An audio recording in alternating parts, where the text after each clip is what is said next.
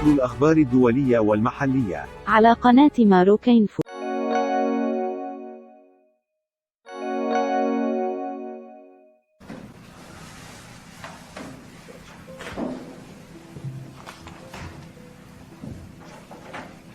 All right, good evening, everyone. Is the state ready to proceed? Yes, Your Honor. Is the defendant ready to proceed? Yes, Your Honor.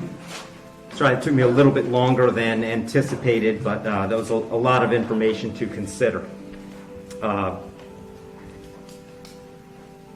me just start by saying that, as multiple people have observed, this is a particularly difficult case because there's really nothing that the court can do that's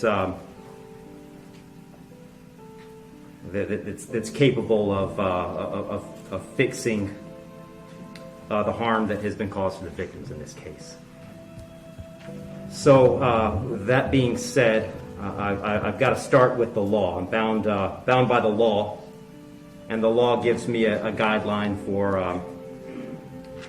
how to analyze an appropriate sentence in this case. So I want to start with the Camacho case. It's really the first thing I need to address is whether or not the court's going to depart from the minimum in this case, which is 222 months or approximately 18 and a half years in the Florida State Prison as a minimum. The Camacho case, as Mr. Fitzgibbons pointed out and argued, lays out really a three-factor test. Is there a valid legal basis for departure? Is there competent substantial evidence that the facts support an application? Or do the facts apply to the departure basis that is being asserted? To both of those questions, I answer those yes. There is a valid legal basis for departure, and there is competent substantial evidence that would support a departure. And really, I'd find that as to all of the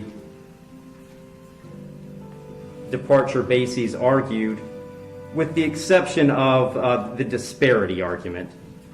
I'll just comment on that one for a moment. The defendant has argued that an available basis for departure is the disparity between the guidelines and the sentence that Mr. Barano got.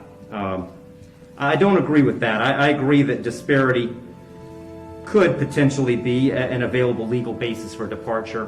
But in this case, I don't think it applies because I do think that there are important substantive differences between the facts as applied to Mr. Barano and the facts as applied to Mr. Heirn.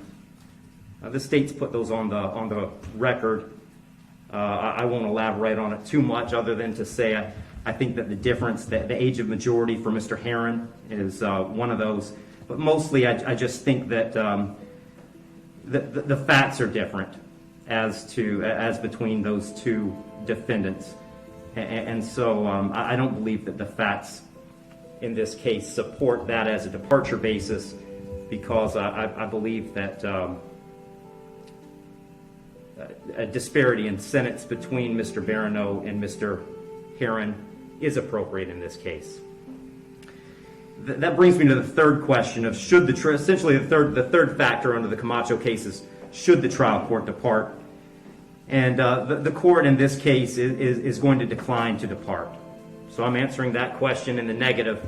The trial court in this case is not going to depart.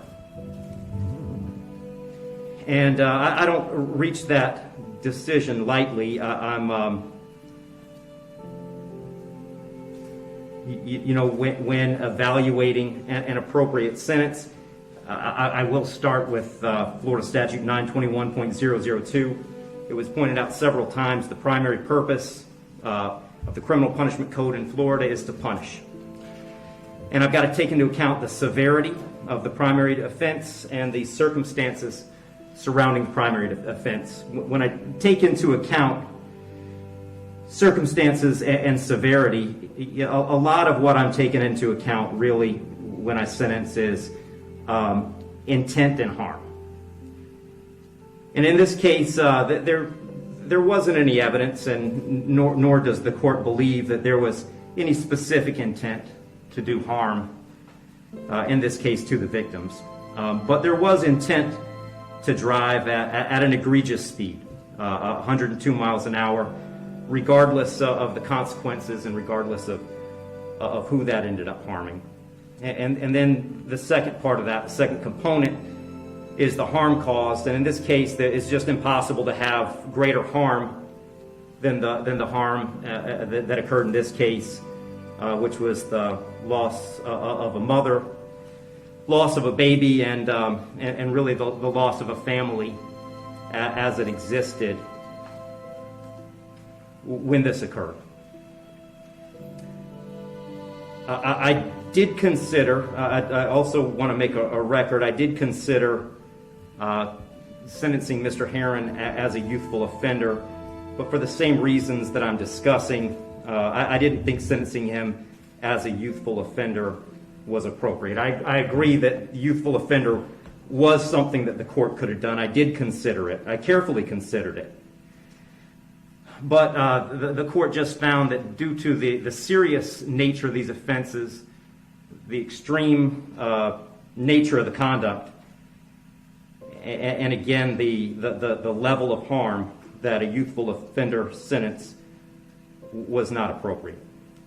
So given that the court is not departing, the guidelines call for a sentence of 18, essentially 18 and a half years at a minimum, and 30 years as a maximum. And the court doesn't find that either the minimum or the maximum is appropriate in this case. I've said it several times, the serious nature of the offense, egregious nature of the conduct, and mostly the harm that's been caused prevent me from putting this as a bottom of the guidelines minimum case. But the departure bases argued by the defendant did provide some reason not to put it at the top of the maximum. And specifically, the court did take into account that the defendant's 18, certainly responsible for his actions, and he's being held accountable for his actions. But the age of 18, the court finds, is a mitigating factor and shouldn't put this at a maximum. Also, the complete lack of prior criminal history is something that the court considered as preventing this from being at the top. So having said all that, the court is going really toward the middle between the minimum under the guidelines and the maximum punishment permitted under Florida state law. So on count one, vehicular homicide, the court's going to adjudicate the defendant guilty, sentence him to 9 years in Florida state prison. On count two, same charge, the court will adjudicate the defendant guilty, sentence him to 15 years Florida state prison, and that'll run consecutive to count one, for a total 24 years Florida state prison. Count three is a misdemeanor, unlawful racing on a highway, so the court will adjudicate the defendant guilty, sentence him to time served. Give credit for time served, I believe 2 days. Court will impose mandatory court costs. Mr. Heirn, you have given up the right to appeal the determination of your guilt or innocence. You do have 30 days to appeal the sentence of the court. And I'll direct the bailiffs to take Mr. Heirn into custody.